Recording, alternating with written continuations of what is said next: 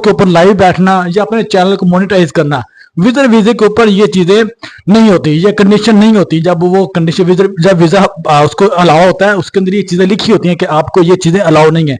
लेकिन नाज़रीन, रजब बार ने अपने ही व्लॉग में और अपने ही पॉडकास्ट में जो उसके वकील ने किया था, उसके अंदर उसने इस चीज का जिक्र किया है कि जो मेरे पास वीजा था वो विजर वीजा है।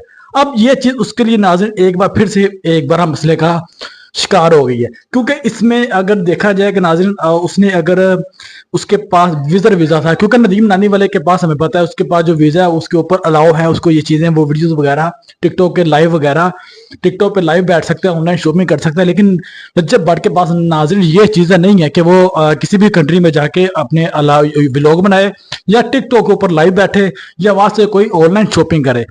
उसके वीजे के अंदर ये कंडीशन नाज़रीन ऐड थी, लेकिन उसके बावजूद भी नाज़रीन उस बंदे ने वहां यूके में जाके व्लॉग किए हैं। वो एमएस को अभी इस चीज का होम ऑफिस को पता चल गया है, ये चीजें उसके ऊपर लागू होना शुरू हो गई हैं। इस चीज का भी उसके ऊपर बड़ा केस बना हुआ है और शायद शाम तक ये जो न्यूज है हर न्यूज चैनल के ऊपर भी चल जाए, क्योंकि यूके वालों ने अब इस चीज पे ऊपर गौर करना कर दिया है कि जब जितनी देर रजब बाद यूके में था, यूके में मौजूद था, उसकी एक्टिविटी क्या क्या थी।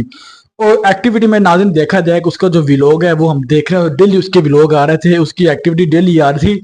व्लॉग आने के